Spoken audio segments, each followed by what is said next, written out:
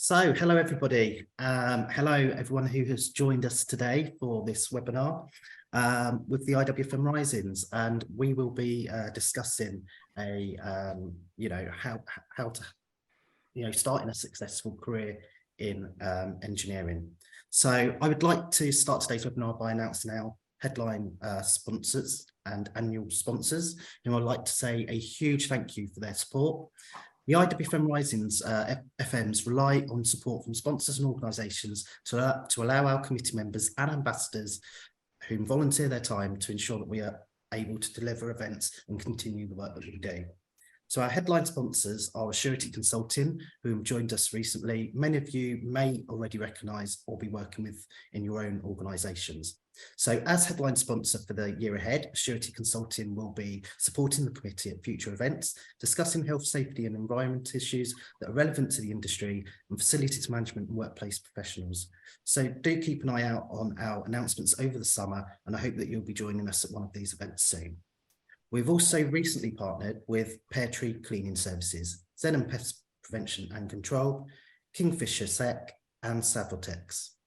I'd like to extend the committee's appreciation to those supporters of the IWFM Rising FMs, and we are looking forward to partnering with you all over the next year, and there'll be opportunities for our members to meet our partners through our networking opportunities.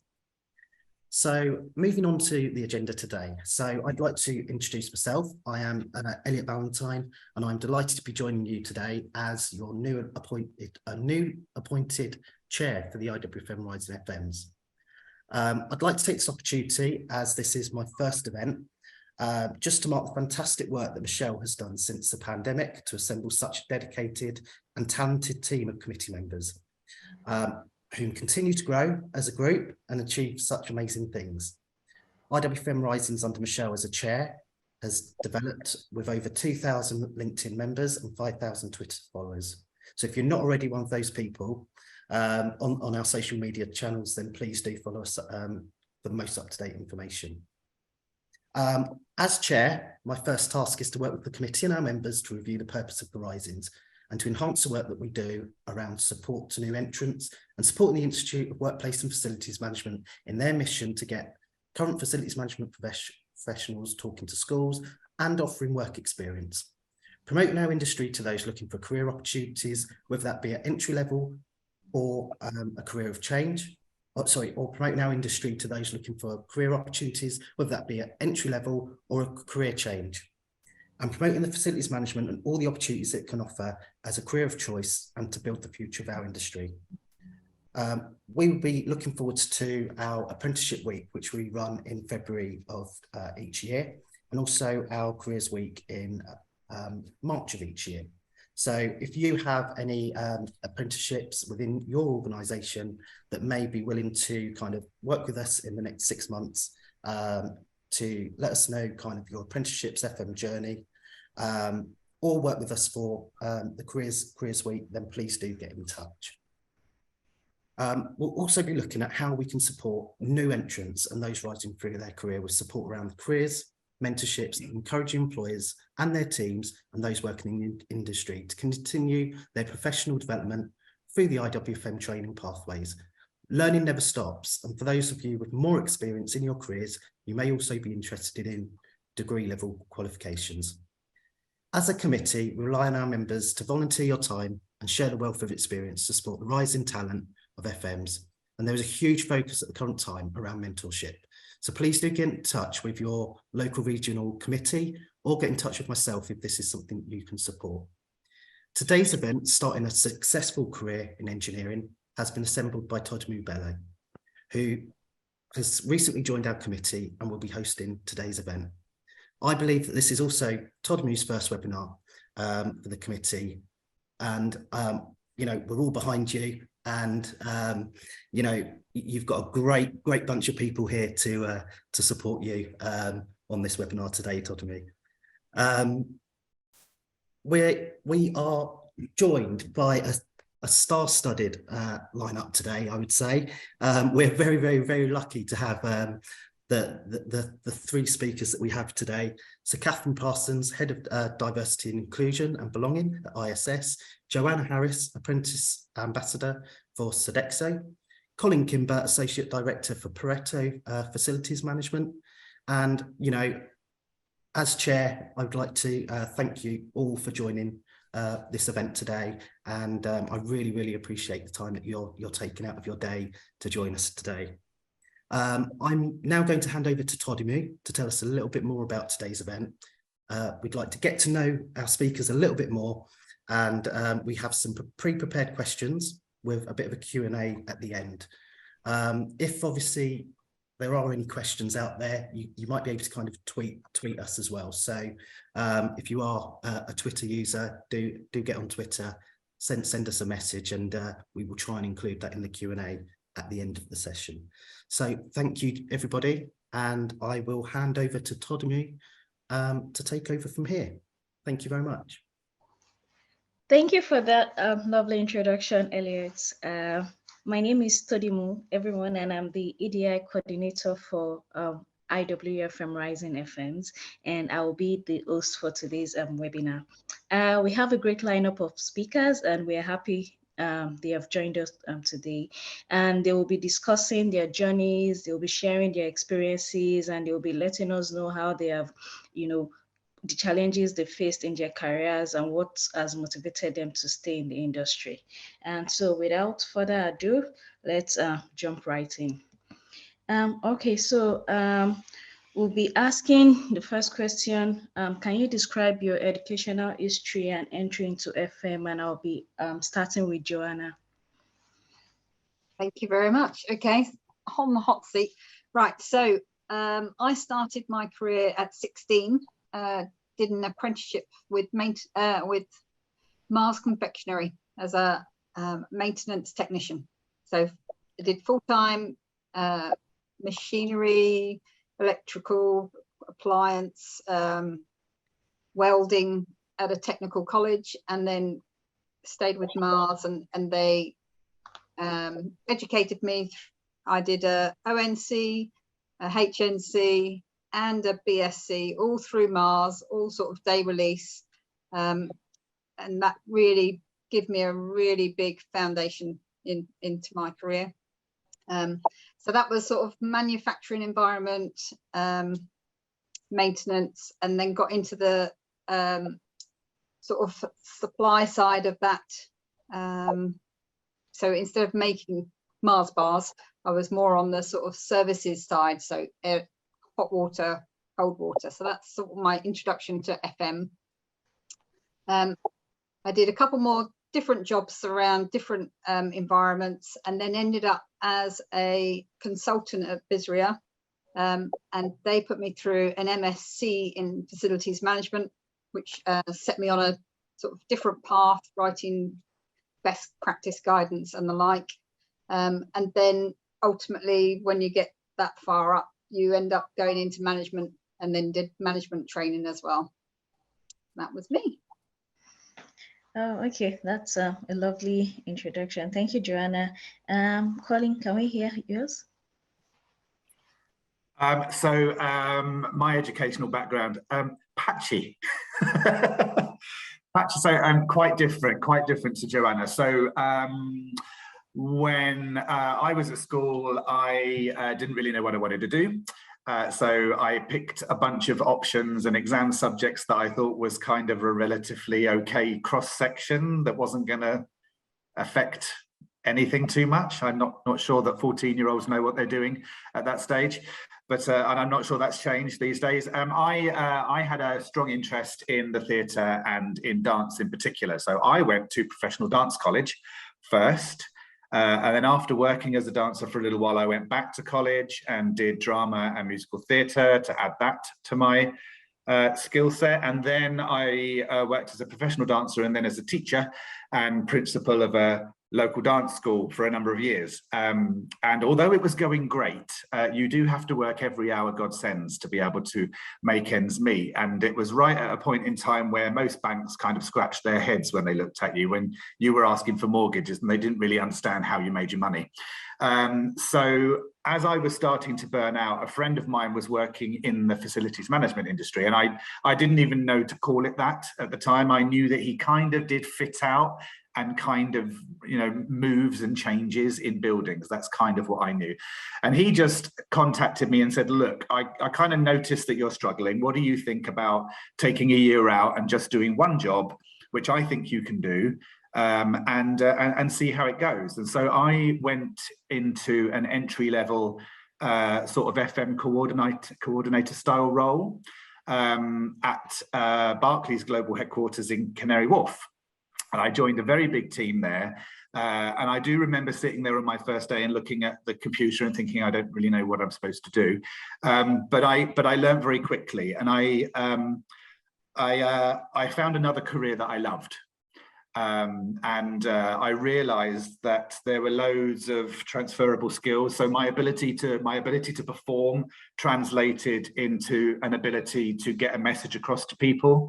My teaching experience gave me the ability to shape my message in different ways so that different groups of people could understand what I was looking for. And I'd been a good listener throughout my teaching as well. So that's my education then kind of took a different form. And then I did a lot of, I suppose, FM-based education as part of my FM development. So I did things like, I did Prince 2 so that I could understand project frameworks. I did my NEBOSH. I did various responsible person things for statutory compliance. And I did an ILM qualification in leadership and management, which kind of led me to where I am now. That's such a lovely transition, calling from drama to FM. It's so interesting. Oh, there's still drama. All right, thank you. All right, how about Kat? I wish I had Colin's dancing skills. It's definitely not in my repertoire. So I did my A-levels, and I did that normal thing that your parents do. They sort of shove you, do your A-levels, go to university, and then find yourself a job at the end of it. I also didn't have much of a clue of what I wanted to do at the time. I knew I didn't want to sit behind a desk all day. That was an idea of hell for me, even though that's quite a lot of what my day is now. So I was looking through prospectuses, and I found this amazing image of a woman in waders in a river up to like her thighs collecting water samples. And I was like, that's what I want to do. That's what I'm going to go and study. So I did 3 years at Lancaster University studying environmental sciences. And at the end of that, I did a couple of work placements as part of that in the summer sort of periods, just to get an idea of what the industry was like. Decided that that's what I wanted to do. So I was given a job before I even graduated, which was quite nice. Took the pressure off of results, and I did that for 16 years. So my role was site engineer. That was I bombed around in a van with a hard hat and rigger boots on for a good 5 years. And then I think the business realised actually I could probably give them more than I was giving, and actually I was more useful in a project management role. So I came into the office, and turns out I love project management, and I love creating teams, and I love a headache and a nightmare client and a short deadline, and that's the sort of work environment I was thriving in. So that was taken, and I became portfolio manager and service leader, sort of working my way through the business. I moved around a couple of companies, but then after doing it for 16 years, I decided that I wasn't reaching where potentially I wanted to. It was a bit, I think I was being pushed into, you need to be more finance, you need to be more technical. And that did not interest me. I was happy with the skill set I had. I felt I could conquer the world in the environment I was in. And I thought, right, I'm gonna have a new challenge. So I knew someone who worked at ISS who I'd worked with previously. And he said, well, come and have a look. I had no idea what facilities management was at all. I had to Google it on the way to my interview. That's how prepared I was. It was a health and safety role. And health and safety is something I was very passionate in. The sites I used to work on were oil and gas, petrol filling stations, refineries. So if something went wrong, it was really going to go wrong. You'd be, drilling through a tank or a line. It'd be absolutely catastrophic. So with that sort of health and safety knowledge, I was like, well, this is going to be a breeze. So I came into the business and was working for an absolute plethora of clients, from Royal Mail to Adidas to Lego. There was all sorts of challenges. Very different, yes, we weren't going to drill through an oil pipe or anything, but slip, trips and falls. It was a lot more people focused about the equipment we were giving them and the processes they were using, and I absolutely loved it. I did that for 18 months, and then ISS created a new role, which was head of diversity, inclusion and belonging, something that the business has never had. And because of a couple of projects I'd done in my health and safety role, in my sphere of influence, they asked me to take the role on, and 18 months on, this is what I do on a day-to-day basis. Must be interesting. Thank you, Kat. All right, so moving on to the next question. What attracted you to a career in FM? And I'll be starting with Kat. I say I sort of stumbled into it, but actually, the thing that attracted me most when I went for my interviews and I had a walk around our beautiful offices was the diversity of the people in the office. And I went and did some site visits, and I have never worked in such a diverse environment ever. You know, the construction engineering environment I've been used to working in was, you know, very male dominated. Yes, there was a generational piece. Yes, you know, there were some women that were in that business in certain roles, but in terms of cultural diversity, religious diversity, you know, LGBT, it was literally non-existent. There was no employee resource groups, there was no women's networks, there was literally nothing. It didn't exist. So when I came across to ISS and everyone was saying, oh, you know, you're going to join some ERGs, and I had to Google what an ERG was. I had like literally not a clue, you know, what they were talking about. So for me, that diversity of top to bottom of our business, side to side, is the thing that I absolutely love, and I can't imagine working anywhere else that what, you know, didn't have that there's so many lenses of diversity that we work to. So that is absolutely what attracted me to the FM industry, as well as the fact that you seem to be able to jump around. You know, if you fancy something slightly different, you can, you know, as Colin, you know, in terms of an operations lead role, you can go into finance, you can go into, you know, absolutely anything. And for me, jumping from health and safety into diversity inclusion, again, was absolutely not on my career trajectory, you know, at all. I had a solid 5-year plan. I knew where I was going, and all of a sudden, you know, everything was thrown in the air. And, you know, I've now got a new plan. So definitely a very good environment to work in if you want to sort of cut your teeth on many different areas. Yeah, I think it's the same with most facility managers. They just stumble into the profession and yeah, they're into it. All right, can we hear from Colin? So I think a few things. I think, you know, first of all, what attracted to me was the people in the industry that I came across straight away. I had a bit of a breakthrough moment at my interview for that first job, because I didn't think I was going to get it. I thought I was going to shut my friend up because he kept nagging me to go to the interview, and I just thought, I'll have a day out in London. And because I didn't think I was going to get it, I was just totally myself, and it really had a positive effect. And that was quite a breakthrough for me. Certainly getting comfortable with my own identity and my comfort being myself in groups of people. And so being able to have that experience right at the beginning was very positive for me. And it's something that I've tried to carry through my career with the people that I've worked with. And I do witness it, is that I think FM is somewhere where you can be yourself. And I think that produces really high performing teams and people that really do pitch at the top of their game. So that was one thing that attracted me to it. I like variety. I like lots of different things to do. I don't like doing the same thing all the time. And FM puts that in front of you every single day. And I think the thing that I get the most joy out of these days is the fact that I can impact lots of people's lives. I can impact my customers' experience when they're at work, and all of the different teams I work with, I can take action to help them become the best they can be. So access to loads of people that I can positively impact is probably the biggest thing for me these days that attracts me. All right, thank you for that, Colin. Can we hear from Joanna? Okay, so I don't even like people because I'm an engineer. But say that, she says.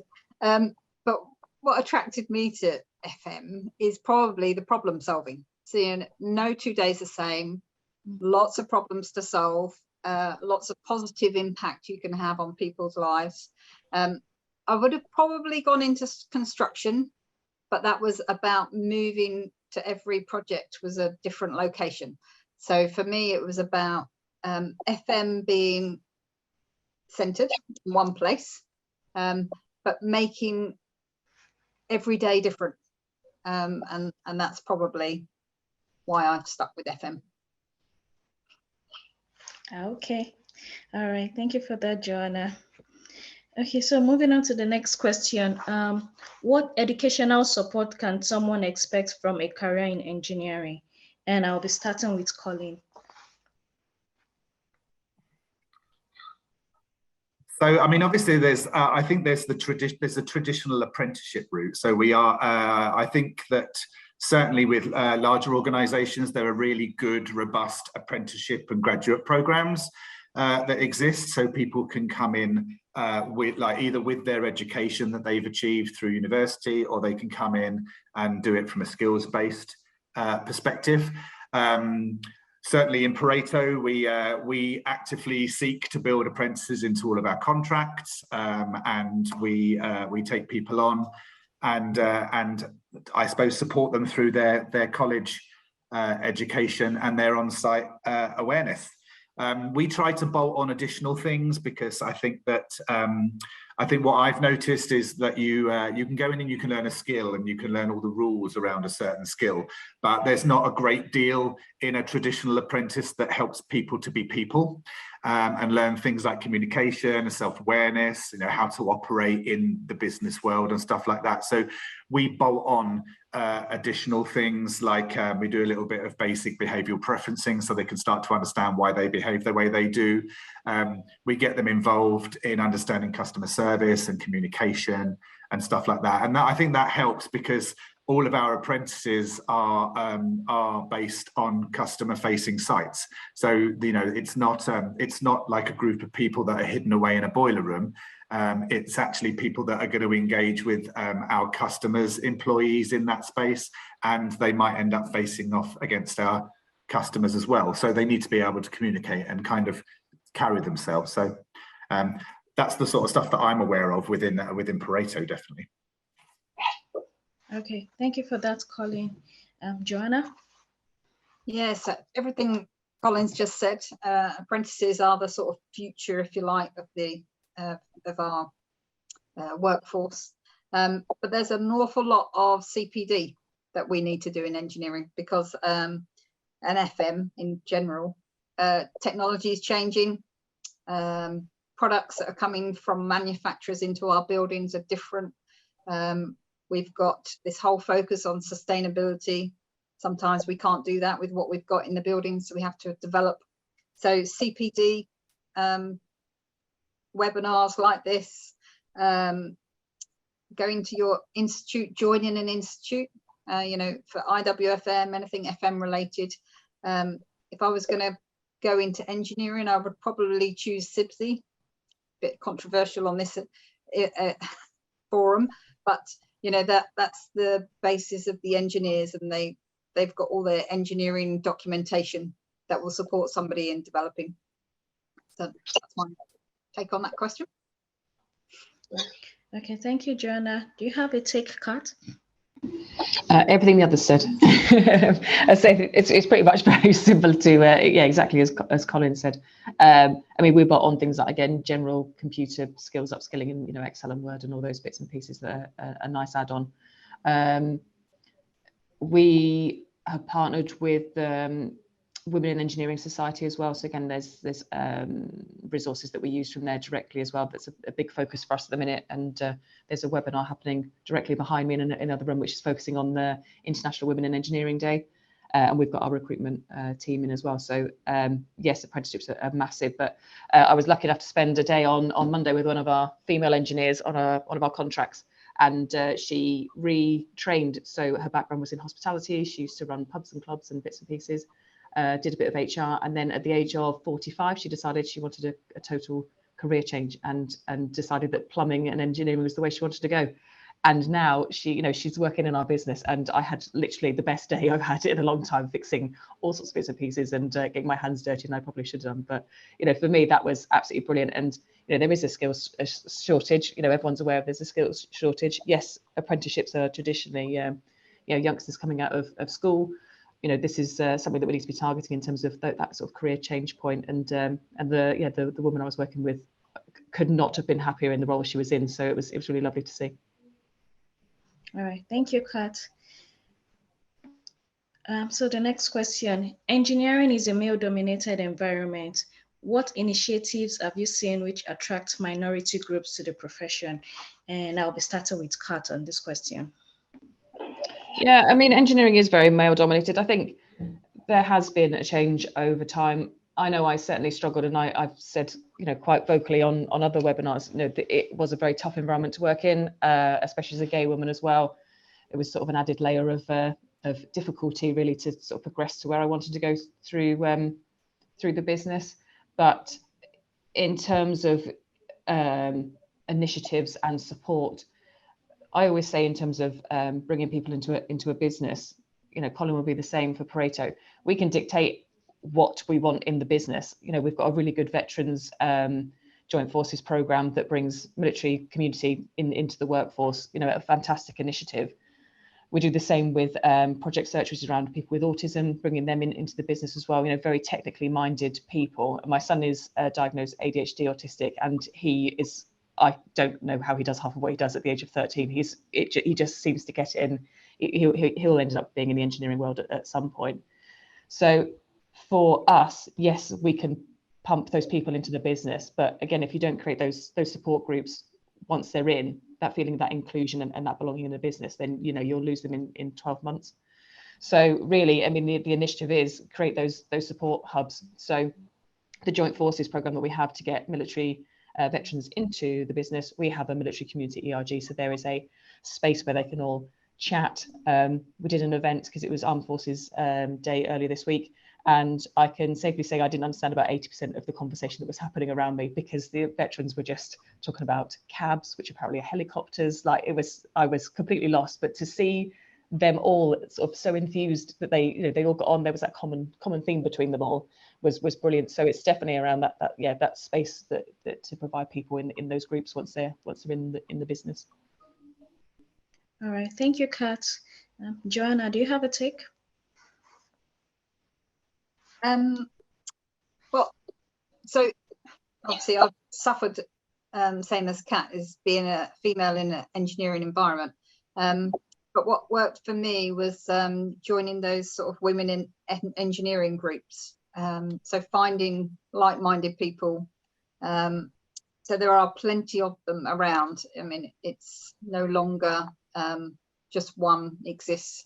Every institute has a women in something group, and the whole focus on D&I is moving the industry forward. So it's a problem still to solve, because we are still male dominated, and if you look into a technical college, you will still see a majority of people coming through are men or white males, in fact. But there are initiatives like Class of Your Own. I don't know if you've heard of that one. So that's a organisation that will sponsor a school, and they will teach particularly a subject called DEC, Design, Engineering and Construction. And it's getting to the younger generation that will make this change eventually. All right. Thank you, Joanna. Colin, do you want to chip in?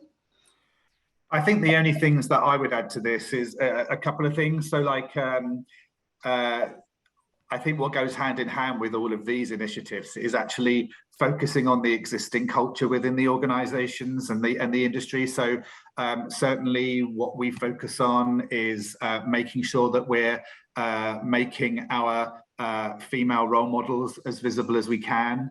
And making sure that we do it in a legitimate way. So we're not just waving our women around and saying, hey, look at this engineer. Actually, we try and link it to something they've really achieved, so that it's not just flag waving. But I think the other part of this is focusing on taking that dominant male group and helping them to understand their place in this journey. And helping them to be more comfortable with the fact that we are a diverse society. I think it's it is the way it is, and we kind of understand where that's come from historically. And I think sometimes we don't have enough compassion for people that just find themselves in that group in society, and they need a little bit of help to understand how to come away from their sort of centralized thinking. and start understanding other people's different experiences, and that it's okay. Can I jump on the back of that, Colin? I think that was the spotlighting piece is absolutely key. And again, it's something that, you know, I've experienced in my career as well. You know, you're shoved on a poster, you know, look, there's a woman who's doing a male dominated job. The engineer I spent the day with on Monday had recently TUPE'd across into the business, you know, 6 months ago. And I was saying about the work we were doing and all sorts. And I said, oh, would you like to get involved in the sort of women in engineering working group and, you know, what we're trying to do? And she was sort of a bit sort of, oh, I'm not too sure. And I thought, this is really odd because she's really like engaged in her job. She absolutely loves it. You know, she's fantastic. It'd be great to sort of spotlight. And basically she'd been burnt in the past. Her last companies had filmed her, they'd shoved her on posters, they'd done blogs, they'd done all sorts of stuff. But what had happened was she had realized that she wasn't being paid the same as her male counterparts. So she went to her line manager and said, I'm not being paid the same here. You know, this isn't fair. You know, gender pay gap. You know, what are you going to do about it? And basically they ummed and then didn't do anything. So it's, again, businesses that are going to spotlight like that, and I know Pareto will absolutely be doing this, is that, you know, there needs to be that, you know, behind the scenes bit, there needs to be that equality between the job roles and that support in place. And again, that goes further in terms of parental policies, it goes into menopause policies, it goes into everything else to provide support to women who are going to be in this industry, because it's not the same. You know, we're not men, we have different issues, different things we need to contend with through our lives. And again, men will be the same, but actually having that space where, again, a menopause policy is something that's very easy to do. And the woman I spoke to on Monday was very open about her menopausal symptoms. We had to go back to the van 3 times to get tools because I was probably gabbing her ear off and she was. So again, she was saying, oh, my menopausal brain. But again, the conversation I had with her was, we have a policy in place. You know, whatever you need, this is a safe space. We chatted about it a lot. We were talking about her wife, you know, my wife. And it was lovely to have that open conversation without her having to think that, you know, that I'd think she was incompetent because we had to go back to the van 3 times. You know, absolutely not. It was like, completely understand. You know, it's a nice sunny day. Let's go and grab, you know, the pipe cutter that we forgot from the van, and we carried on the job. So it's definitely about that space as well, and the policies to support those people. All right, thank you for that, Colin and Kat. Okay, so how has the engineering profession evolved since you began your career, Joanna? Quite a lot. You know, when I first started as an apprentice, we had those Sun Cage 3 calendars on every wall, and every day was about banter and practical jokes, and, you know, you were bombarded by it. So now we have allies, you know, people that recognize that you're bringing something different to the organization and they support you. So yeah, it has evolved. There's still a lot of work to do. Yeah. Okay. Yeah. We are struggling a little bit with the technical colleges that have sort of shut down. So the hands-on skills are not being taught as easily as well. You know, we have our apprenticeships, and they're making a difference. And the fact that they're now open to people of an older age, that's a fantastic opportunity. So as you get older people into more junior roles, they bring something extra, something special. All right, thank you, Joanna. Kat? Joanna, I can completely sympathise with the inappropriate calendars on the wall. In my first job role, I remember using the toilets store warehouse area, and there was a stack of pornography probably as high as my shoulder next to the toilet.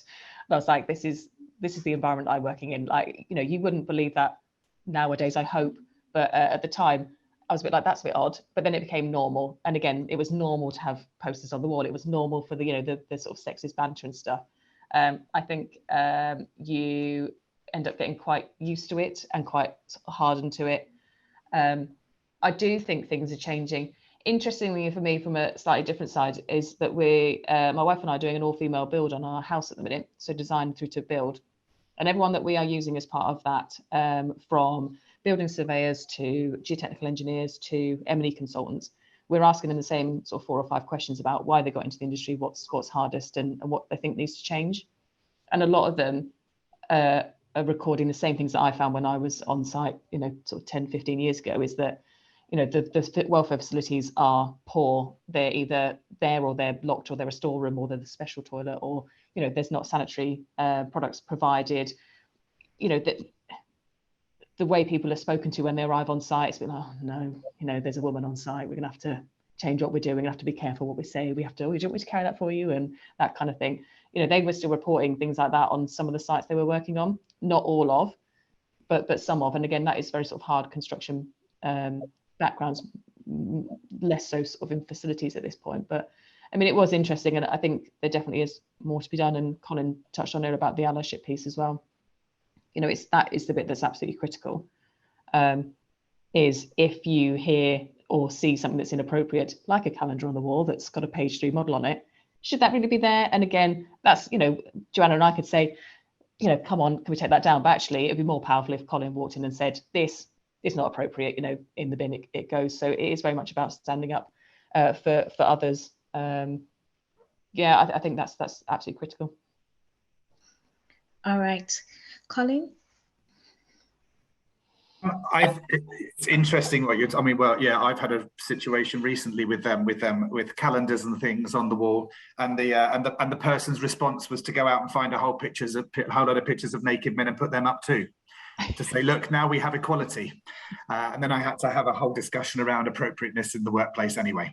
So, I mean, hats off to them. That was a very creative approach, but yeah, still not right. So I completely accept that there are still challenges, and I'd like to, particularly in construction. I think it's very compounded in construction, but I think over my FM career, I've kind of noticed a little bit of a shift in emotional intelligence around teams. Some of that I put down to the young people that are coming into the industry, because the young people are very different. They are able to vocalize their feelings and be a lot more open and compassionate and vulnerable than perhaps other generations. So I mean, I suppose the challenges I've had has been like leading engineering functions as a gay man. So I mean, I remember having all the sort, you know, there'd be all the sort of banter about me, about like not turning their backs on me and all that sort of thing, and you know, and making jokes like that around me. And I've kind of learned how to operate in that space, but I've also influenced the teams that I've been working with. So I've noticed quite a turnaround in the people that I've come across, but I don't think that's necessarily because like, you know, society is changing like overall. I think that some of that is about the fact that they've got a gay male leader, and it's like, you know, they probably haven't had to face that dynamic before, and I think once they kind of demystify it for themselves and realize that I'm just their manager like everybody else, you know, I think they kind of get over that. And realize that there's more to working than like than somebody's sexuality or something like that. Yeah, I totally agree, Colin. Thank you for that. So what tips can be given to those as they develop their career in engineering? And I'll be starting with Colin.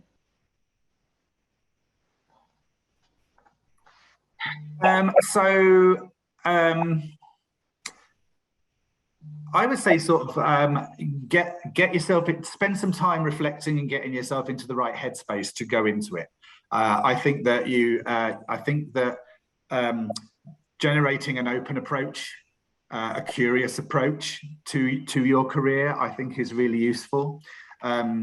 I think so. I mean, because I come from a sort of very creative background, my brain works in that way, and my approach is very people focused. And I get that a lot of people that are attracted to engineering, they tend to like process and like hard and fast rules about why things work the way they do, and they like structure and stuff like that. And do you know what?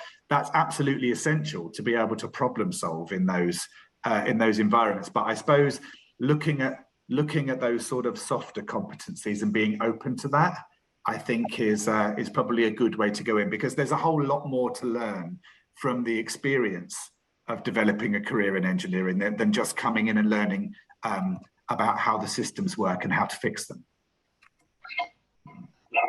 All right, thank you, Colleen. Joanna? So my sort of tips are about networking and volunteering. So volunteering for institutes is a really great way to build those more rounded skills that Colin was mentioning. And actually, when I was developing my capabilities, if you like, I actually stepped outside of the engineering community and did volunteering in the community. So things like school governors roles, and doing something like that takes you out of your comfort zone and opens your eyes to the way that other industries work. Actually, you can bring a lot of that back. So I definitely support that as a activity to do. Thank you, Joanna. Kat? I am very similar to Joanna, actually. So I did the chair of governors role as well. And actually, Joanna was completely right. For me, working in the construction engineering environment for my whole career, being very focused on hard skills of finance and billability and utilisation and everything else. So then being a school governor I could not believe, it was like a parallel universe, the education system, how it worked, or sometimes doesn't work, the emotion that's involved. I think that definitely developed wider skills that I definitely didn't have, and I absolutely loved it. I did it for 5 years until the workload gets too much, but and I passed the baton on. But that is absolutely, I think, a brilliant tip. Yeah, widen your knowledge outside of work. I'd also say, for me, did I stay in the industry or the companies I was in slightly too long? Yes, I think I did. I don't think the culture was there. So my tip would be, if you don't feel that the company you're working in is looking after you as best it should do, then go and seek out a company that has the culture that you're looking for and aligns with sort of your beliefs and objectives, because everyone is on this journey at the minute with diversity and inclusion. It's absolutely everywhere. So if you don't feel you're being fully supported, speak up within the business you're in. But if you're not getting the reaction you want, then go somewhere else. Go to a company that will appreciate, and you can grow and flourish and reach your full potential. So don't be afraid to move around. Absolutely, Kat. Thank you. What tips can be given to those who develop from engineering into management? And starting with Joanna. Okay, so my tips on this one is, you can't be everybody's friends. You have to sort of rise above it, but you need to still be friendly, but you also need to have that separation, if you like. You're not one of the lads, if you like. And the one thing I learned was you actually have to show your vulnerabilities. So as I went from engineer to manager, as an engineer, I didn't really talk about my family or my kids. It was me, and I was doing the job. When I went into management, it was kind of like you had to show that you were a real person. So you expose your vulnerabilities, and you needed to be genuine. Bring yourself to work to allow other people to bring themselves to work. You also need to listen more, talk less, and then develop those people underneath you. I'm a firm believer of, you should be developing your successor. If you don't do that, you're a very poor leader, if you like. And then not taking everything onto yourself. So passing down and delegating well, and allowing people that opportunity to grow. With me? Absolutely. Thank you, Joanna. Kat? Well, that was a golden answer. I don't really know what to add to that. I would say that find someone in the business to be your sponsor. So as you move into that more managerial role, yes, it's about creating teams and that network. And as Joanna said, it's not about suddenly starting to beat everyone with a stick. It is about creating that team culture to get everyone reaching for the same goal. If you find yourself a sponsor that is more senior than you in the business, it allows you to sort of, it gives you something to aim for, but equally it's that sort of sounding board as well to say, you know, this is what I'm struggling with my team. It's all very new skills, and I think that's what I found is that you go into an industry thinking you want to put, you know, mud in a jar, which was what I clearly wanted to do from looking at university prospectuses. You then are suddenly looking after a team. You know, you don't necessarily get trained how to look after people. You know, you're used to looking after yourself. You know, you go and manage some teams on site. You know, that's sort of like your normal. All of a sudden, you're in a position where, you know, now you have to look at finances. You're looking at people's expenses. You're looking at people want a holiday. They want sick leave. They want you know, there's a lot that suddenly comes with that managerial responsibility. So not only are you a role model, there's a lot of people admin that can suddenly swamp you. And I don't think you're necessarily prepared for that. So, you know, yes, there is a bit around upskilling yourself around those people skills to get the best out of your team, but equally find yourself a sponsor that can be your sounding board, but equally be the one that you're aiming to be in the business. Absolutely, Kat, I agree. Thank you for that. Colin? Well, that's all the golden answers used up. Thank you. But so do you know what? This is something I feel really passionately about, because something I noticed early on in my FM career is that we were really, really good at spotting people that were great engineers and going, oh, you're good, we'll make you a manager. And then we would just leave and only come back to beat them when they'd failed. And it just, that made me go away and think, actually, there's a completely different concept of working around this. You don't have a list of things to do anymore. You know, you're straddling two camps. You've got pressures from both sides. How do you respond to that? All of a sudden, your problem-solving skills need to become very strong, because you're not just solving your own problems, you're solving everybody else's. So, yeah, I mean, I'm a fan of the sponsor/mentor approach. We've certainly done it inside Pareto. People that are going into new management positions, what we do is we pair them up with a mentor. And it's kind of, it's to give them a safe space to come and say, I don't know what I'm doing, help, you know, and then they can get that support. And then I suppose the other side of that for their team's benefit is to give them the ability to confidently fake it till they make it. Because, like, you know, with teams, especially when you promote from within teams, and like not everybody buys into it straight away, you need to help that person demonstrate why that happened and what the value of them is, and just giving them the ability to come away and find out what they need to do and how to approach something and then go back in. That can really help solidify the team's confidence in that person. And I mean, any of us that are leaders on this call, like, you can't deny the effect that having a confident team has on you. It actually helps you to be stronger, it helps you to be more confident, and you to be more effective. Very golden. Thank you, Colin. All right, so as we are rounding up, how can we further support the profession? I'll be starting with Kat. I mean, that's a good question. I would say more spotlighting of women in different roles in industries. We've got a fantastic woman in the business who's presenting in the room behind me, who basically came into the business on the tools, and she was very ambitious. And even when I met her 12 months ago, she was in a senior position in the business. She'd worked her way up, but she wanted to go further. She wanted to be the first managing director of that segment of the business in the engineering area.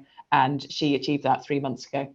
So, you know, what better spotlight and role model, not just for ISS, but in terms of the wider industry, to say, look, you know, you can come in and do a job that you love. You can then work your way through into a position that you want to be. And yeah, to show others that you can do it. So I'd say that's probably the best support is show the people that are in the job already, and yeah, show what a good role it is. Thank you, Kat. Colin. I think two things. I think work internally in your organizations to create a visible culture of what you're about, because people do see that, especially young people. Young people go out and look for organizations that suit them and fit them as people these days. So if you are very visible about what you're about, then people are going to see that and gravitate towards you. And I think intelligent recruitment is the other thing I would say, is like, you know, it's not about going out there and saying, right, I need to go and find myself another 4 women so that I can make this look good. You know, I think we've transcended that now, but I think extra effort can always be made to make sure that your opportunities and messages are reaching as broad a group as possible. And I mean, it doesn't just stop with women and engineering. It bleeds into LGBT plus. It bleeds into neurodiversity. It bleeds into disability and people of colour, all that sort of thing. Are all those diverse groups all going to the same job board that you look, or could you actually push that a little bit further? We were members of Women in Engineering, and we used their job boards to actually, so when we were looking for female apprentices, we actually specifically put those jobs onto those boards and spotlighted the groups that we were trying to attract. That's great. Thank you, Colin. Joanna. Okay, so I've got a slightly different take on this, because one of the things I do as a sort of ambassador, if you like, in our organisation at Sodexo is to connect externally. And one of the things that I'm very keen on is supporting institutes. And I think it's great for a volunteer, and they do need volunteers, and it's great for your career progression. But it will help your next role will be from somebody that you know, or your best role will be from somebody you've met in the industry. So if you can network and help those institutes improve what they do. So, you're learning lots being on a committee, and as a chair, you've raised your profile and people will hear about you and know about you. And that's a great way to help yourself support your learning, if you like. Thank you, Joanna, and thank you to our speakers. And we have come to the end of the question and answers. And so if we have any question from the attendees or anyone who wants to ask a question, please kindly ask your questions, and I'll be checking the chat box to see if anyone has dropped a question.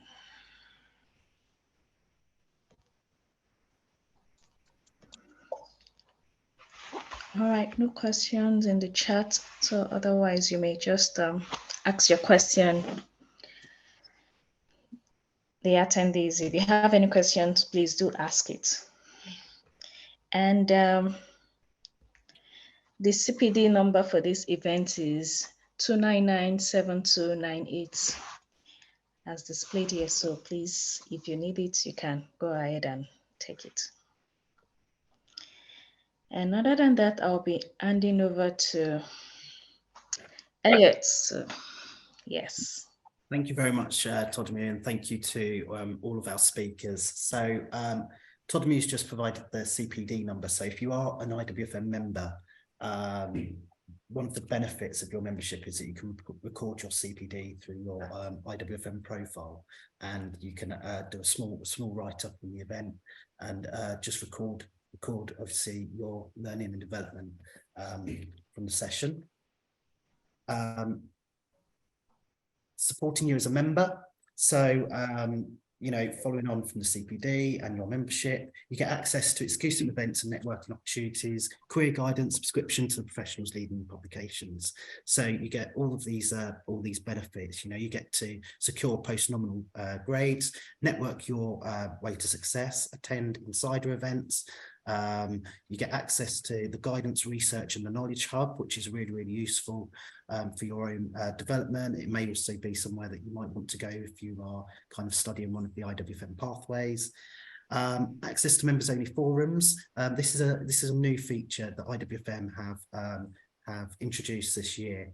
I'd most definitely encourage anyone that's kind of got questions that want to reach out to their local region group or one of the specialist interest groups or one of those communities that you kind of take advantage of the forums, and you can ask your questions. You can get some responses from people within your area, and you've got that as a support for you as well. You also get things like discounts on training courses and access to the leading publications. There's some really, really popular upcoming courses at the moment. Obviously, Building Safety Act is the is the big thing at the moment. So what FMs need to know and do. These sessions are very, very popular. They are definitely one that is recommended that you kind of sign up to quite quickly. So the 4th of July, there's a few spaces remaining. Otherwise, there's a live virtual training on the 8th of August. There's also introduction to facilities management. So those people that are looking for a bit of information in terms of a new career path into facilities management, there's a few sessions there in London. There are some booking deadlines on that. So please do, if you are interested in those courses, please do sign up as quickly as you can. We have the IWFM Risings. We have some events coming up. The next one is just in less than a week's time. It's on Thursday of next week. This event is a webinar only event, and this will be hosted by Jeff within the committee on sustainability. We have lined up some excellent speakers for that event. Over the next couple of days, we will be publishing some of those speakers, so definitely watch out kind of Monday, Tuesday, Wednesday next week when you'll see some further information released on those. The IWFM Risings also kicked off the 30-year celebrations for the IWFM. This is a huge milestone for the profession. 30 years advancing our profession. The facilities show, we hosted you know, an event at the Excel, and BM Caterers supported the IWFM and the Risings with celebrating, marking the occasion with some lovely cakes at that event. The official 30-year is in September. So if you start to kind of have a look kind of around about August time, start of September, you'll see kind of more information about how some of your regions and how the Institute will be celebrating 30 years of the profession. I've already kind of spoken about the community group forums. So obviously we encourage all members to get on those forums. If you need to connect with the IWFM community, the forums are a great way to do that. These link you direct into those regional groups, those committees, so that you can get quick access to the information that you're really after. The IWFM Impact Awards are in October. So our judging panels are very, very busy looking at this year's entrants at the moment. And, you know, the IWFM Impact Awards is a huge, huge occasion for the industry. So if you are an entrant, I'm sure from all of the speakers here and, you know, on behalf of the IWFM Risings Committee, we would like to wish all those entrants the best of luck. And obviously, you know, this might be something that there's a number of categories. So if that's something that, you know, you would like to enter, you know, enter yourself for an award, you know, there is that opportunity kind of in the early part of next year for you to also become an entrant and go across to the judging panel, and you could be a future award winner. You could be the, you know, future newcomer of the year potentially from the IWFM Risings Committee. What a story that would be. There's also the Market Outlook 2023 survey. So I've had a look at this. There's a lot of useful information in there. It has a review of the kind of performance of the last year and some expectations for the next year. So if you are a member, make sure you do kind of delve into that report. It is available through the IWFM and your membership profile. So please do check that out. You also have the IWFM Insight Hub. So this is where you get all of your, you know, dedicated content, your research reports, good practice guides and guidance notes. So if you are, you know, an FM that's looking for, you know, industry information, you know, there's a lot of information there on the IWFM website for you to access. And also every week on Wednesday between 12 p.m. and 1 p.m. there is the Navigating Turbulent Times webinar series.